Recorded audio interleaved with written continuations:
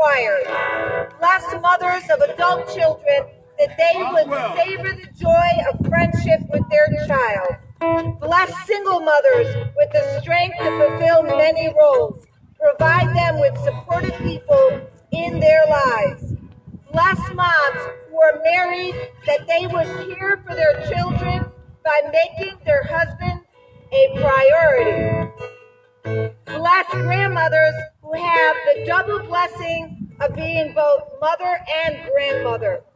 May they spoil their grandkids with abandon. We pray peace for mothers who have lost a child and for women who are grieving because of infertility.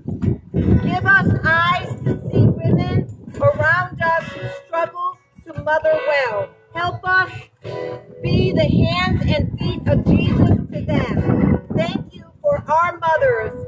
They gave us life, and for that gift we are forever grateful.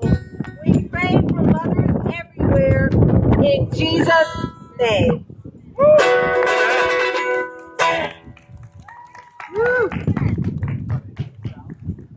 Oh, I'm sorry. I would like to introduce this beautiful lady, Valerie, and she is going to part.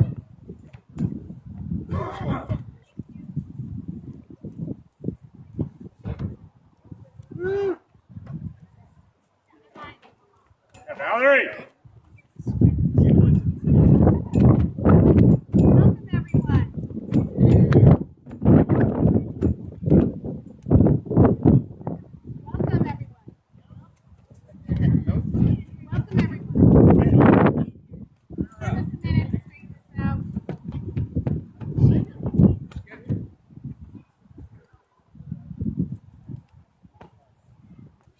Welcome, everyone. Happy Mother's Day. Today is such a special day because where would we be without our moms? A mother's love has the ability to shape cultures and individuals. And I come from a long line of strong moms. My two grandmothers, my Aunt Janice, who gave me my first pocket constitution, my mother-in-law, and my own mom, who is my best friend and has helped to shape me into the strong woman and mom that I am today. My mom was a stay-at-home mom, and I knew that I wanted to be just like her, full of love and warmth. She was always there for me, and I am so grateful that I had her for a role model, because she was everything and is everything a mom should be. When I had my kids, I was able to raise them in the same manner, and staying home to raise them was one of the best decisions I could have made for my family.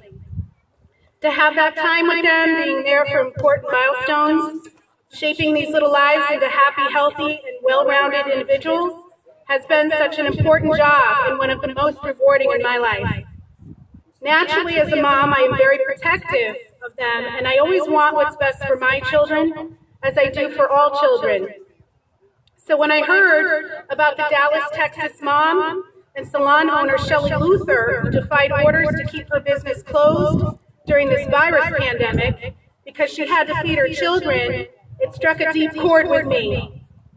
As a mother, Miss Luther wanted to feed her children, and as a small business owner, she wanted to help her employees feed their children. Luther was given 3 choices by a judge. She could offer an apology for her selfishness, she could pay a fine and shut down her salon, or she could serve jail time. Shelley, speaking as a mom first, said, "I have to disagree with you, sir. When you say that I'm selfish because feeding my kids is not selfish." She also had hairstylists that were going hungry because they were feeding their kids with what little food they had.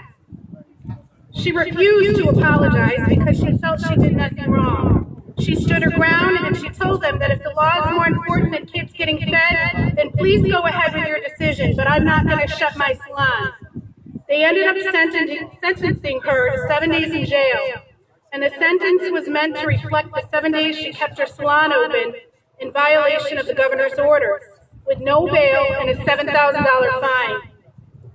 But their governor ended up siding with Luther and was adamantly against jailing the Texas mother, and he thought the sentencing was extreme and actually offered to be placed under house arrest so he could go to work and feed her kids.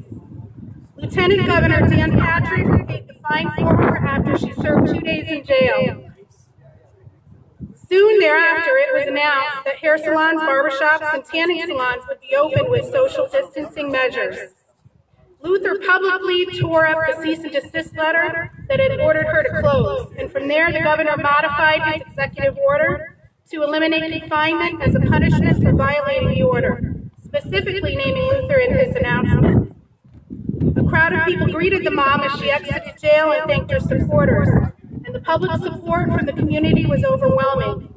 And it has been reported that a substantial amount of money to the tune of over $500,000 has been raised to help her pay legal expenses and bills. She stated she would also be helping other stylists working in her salon. So the profession of motherhood is about influence, and as moms, we have an incredible opportunity to influence the next generation by what we do and what we do as a mother every day. Never underestimate the power of a mother, for our strength is great and our love for our children even greater. This Mother's Day, I pay tribute to my mom and all the strong moms out there, like Shelley Luther, who aren't afraid to take a stand. I thank them for being such amazing role models. They give us strength and they keep us going as we continue fighting for our freedom, liberty, and future. God bless them. Thank you.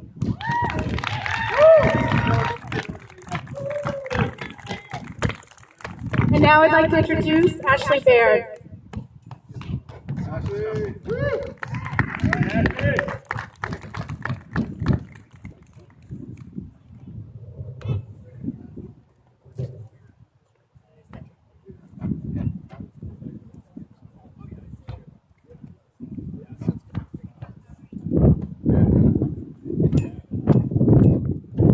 Good afternoon, everyone. Let me just say what a privilege it is to be here today with all of you beautiful people who chose to exercise your power of choice, your ability to act freely, your ability to speak freely, to express your unalienable right endowed by your Creator, your liberty. It is even more special to acknowledge our liberty today by thanking all mothers who made it possible for us to experience it.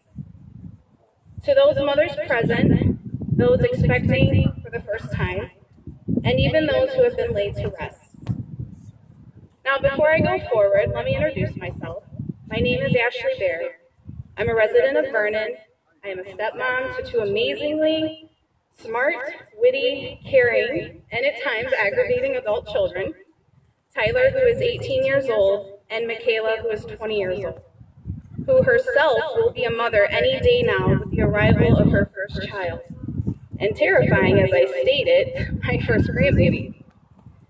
When I was approached to speak today, I spent a lot of time thinking about how we define a mother today. And while we can research some definitions or simply derive our own based on our experiences, here are some characteristics that I'd like to put out there today. But before I do, I wanted to share some words from a writer who I read this morning. Her name is Rachel Cargill. And she says, "This weekend, I'm holding space and sending love to those whose mother never quite stepped into the role, to those who didn't get the chance to hold their babies in their arms, to those whose mothers raised them with great love before departing this earth, to those whose relationship with their mother doesn't quite fit the mold, to those who never had a mother to call their own, to those raised by grandmas and aunties and sisters and friends, to those who are in a space of grief, confusion, frustration, or loss. I'm wishing you today a day of gentle self-love and self-care that brings you wholeness and unmistakable awareness that you are enough."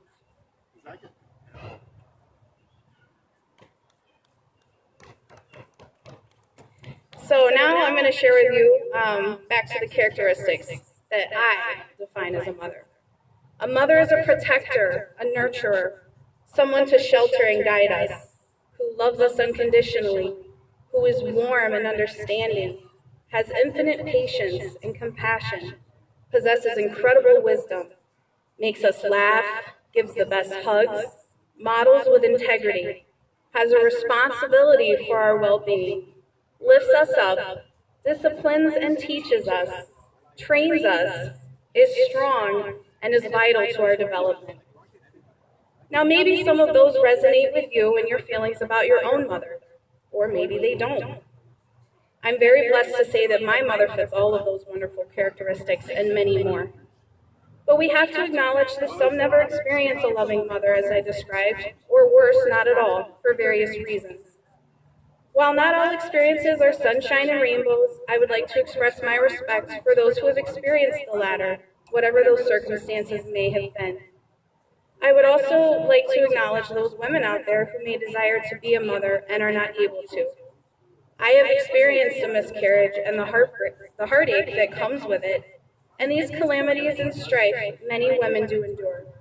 But in my situation, I gained 2 wonderful stepchildren and hope to experience motherhood in another way through adoption in the future. In the interim, I am ever grateful for the strong women I look up to, a couple of them here today, and many others who possess the characteristics I described earlier, and who, despite their circumstances, have a strong presence and even greater role for impacting others' children, including their own. I can with great confidence think of many women now who I've had the privilege of knowing and their motherly qualities that have made a profound impact in my life and helped me to become who I am today, or helped me to continually grow and learn now.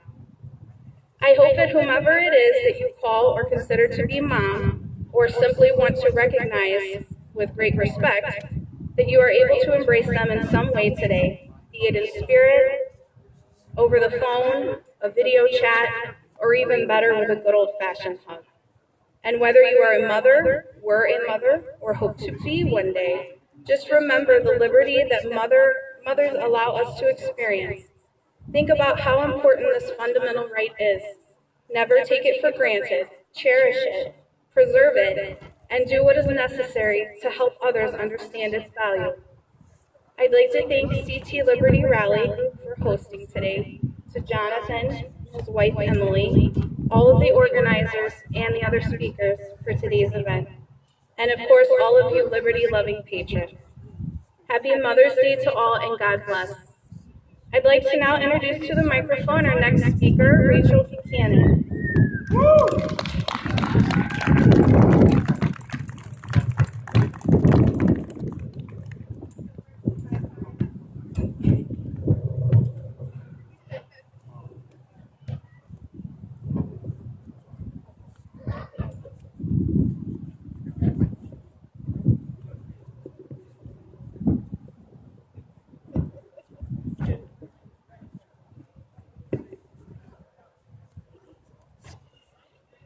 Hi, everyone.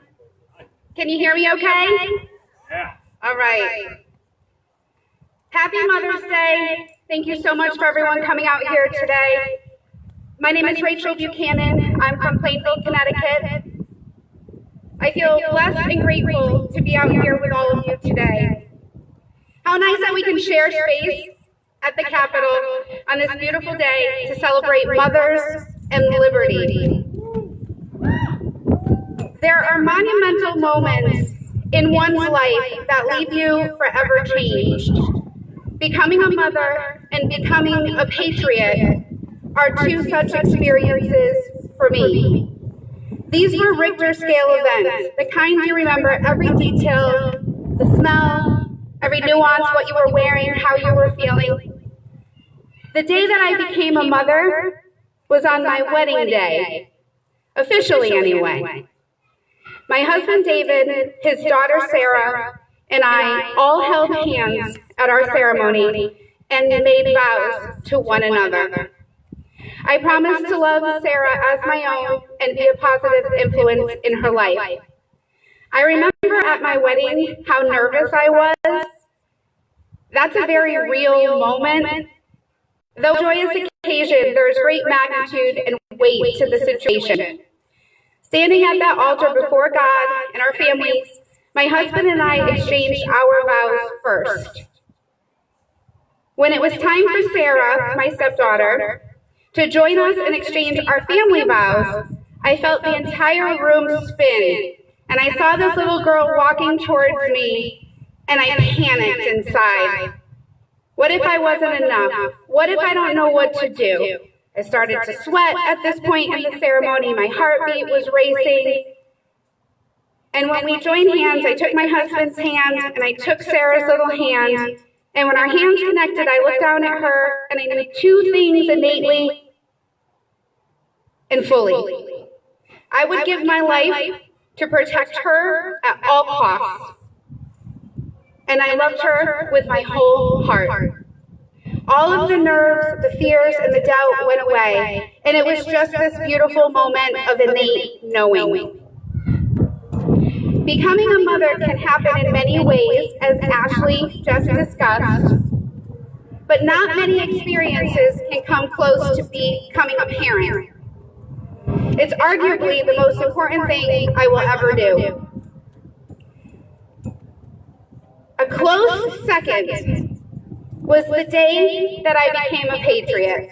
The gravity and the weight of that situation resonated as dramatically as it was knowing I was responsible for another human being. The day I became a patriot, I was not dressed in my wedding finery. My family was not there. I was all alone for this moment. I was folding laundry and thinking, that Zen act of folding laundry as by myself. And I was reflecting on some research that I had been doing regarding our history, politics, candidates, etc. Just to give you a quick background, leading up to the 2016 election, I started researching and I've never stopped. So I was all in at this point a couple of years ago. I had walked away from the liberal left after feeling used, betrayed, manipulated, and deceived. The more I learned, the more frustrated and angry I had become. Anyway, the day that I became a patriot, I woke up feeling anxious. I knew something was in the air, something was about to change. On this day, my heart felt heavy and it felt burdened. As I folded those clothes, I began to pray. It was all just too much to take in. I told God, this is too much for one person. Why have me know all of this when there might not be anything I can do to fix it? These thoughts were racing through my prayer. I guess we could call it a worry prayer. It starts out good, and then you're just throwing out what-if scenarios to God, and it becomes very dramatic. Exactly what I had done at my wedding. What if I'm not a good mom? What if this? What if that? Out of nowhere, folding these clothes, I was physically brought to my knees in prayer. This time, it was a passionate plea. Dear Lord, what can I do to help my country? My country is broken. It hurts my heart, dear God. Please show me the path to do my part to preserve our freedoms and liberties. I was pleading, God, do you hear me? We are out here. I didn't even realize it while I was praying that I had began to sob. All alone, sweatpants, messy fun, begging God to help make sense of all of this. Then it happened. Just like when I took my husband and my daughter's hand at our wedding, I felt God take me in His. Dear one, you are a patriot. I don't hear God as often as I feel Him. I know it's different for everyone. But sometimes a few simple words come through, and gratefully this was one of those times. All the fear, worry, and doubt went away. I was left knowing two things. I would give my life for her and protect her and her Constitution at all costs. I was once again left with that warm sense and strong knowing. And two, I knew that I loved her with my whole heart. I was profoundly changed by becoming a mother and by becoming a patriot. A patriot is defined as a person who vigorously supports their country and is prepared to defend it against enemies or detractors. Couldn't a parent almost be defined the same way? Just change country to child. Mothers and patriots are a force to be reckoned with and share many similar characteristics as the former speakers just shared. The love, the devotion, loyalty, and the fierceness to protect applies to both the love of our children and the love of our great nation. Ultimately, the reason that I'm here today, talking with all of you, putting myself out there, is for the children. It's always been about that for me. What are we going to leave these children with? So if I have to be up here, and if the news wants to say I'm crazy, if someone wants to say I'm nuts, so be it. Because no one knows what's in my heart and what drives me to speak out and what drives us to be here today. I want to ensure that an American flag is waving at Sarah's home when we visit our grandkids. We are at a crossroads right now. Those of us out here know that. We need the wisdom, the passion, the love, loyalty, the kindness, and that mama bear ferociousness to let the state know who's running the show. We, the people, that's who. Sorry, I get so mad. Just like our kids might need a friendly reminder from time to time about who's boss, it seems that our governor also needs a reminder. You know that expression, it hurts us more than it hurts you? Calling us stupid? Also something a teenager would do if being called out for behavior, right? The old flip the script routine, deflect and blame. A teenager's behavior would be considered normal though. Things like not listening, being defiant, name calling, being sneaky, spending money unwisely, making bad decisions, hanging out with the wrong people. Those behaviors never lead to good things or outcomes. The governor's behavior and our children's behavior are often comparable. By combining my parent and patriot skill sets, I've decided that the only solution for our Connecticut leaders in parenting is having boundaries. Lines in the sand, clear and defined. Our Constitution is our roadmap to preserving our liberties and freedoms.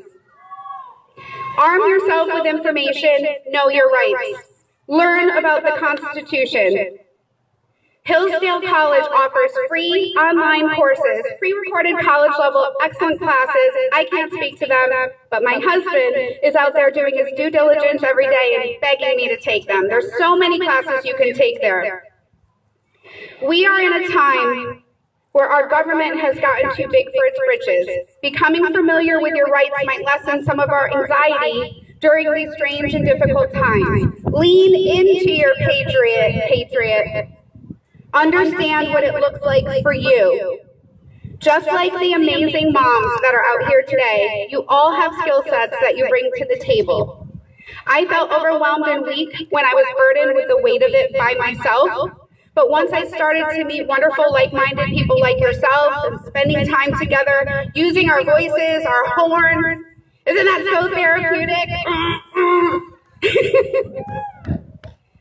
And unifying towards a common goal, opening our state, protecting our small businesses, our citizens, and our most vulnerable. I felt like I had a job to do, and once again, like being a parent, that I had a purpose. I will leave you with this today. What once felt like too heavy a load to bear, now feels like I can pull my weight. Sharing the responsibilities make it so that we can all win. Thank you to the organizers of this event, Jonathan and Emily. We are grateful for your efforts. I would like to thank Valerie Ragucci for introducing me to so many wonderful people. We are casting nets out and building a web, and there are so many of us.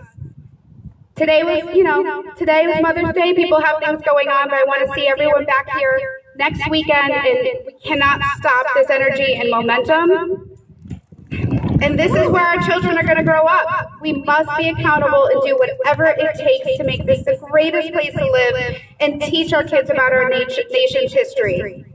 We patriots are raising the next generation of patriots. Thank you so much. Happy Mother's Day.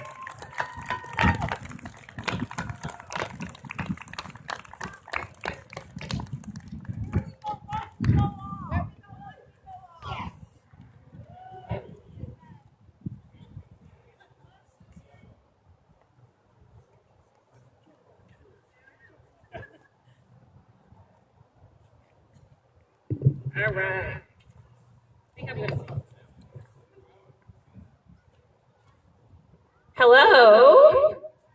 All right.